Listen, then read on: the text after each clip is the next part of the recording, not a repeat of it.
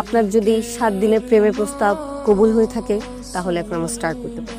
দুপুরে শীতের কাপড় পরে আসতে হবে। কি বল, শীতের কাপড় পরে আসতে হবে? কিন্তু কেন? দেখেন, আমরা তো 12টা মাসের সেলিব্রেশন করতে পারবো না। আমরা 7 দিনে আমরা যত পারবো সেলিব্রেশন করে ফেলবো। যেমন শীতকাল, বৈশাখ, হলুদ।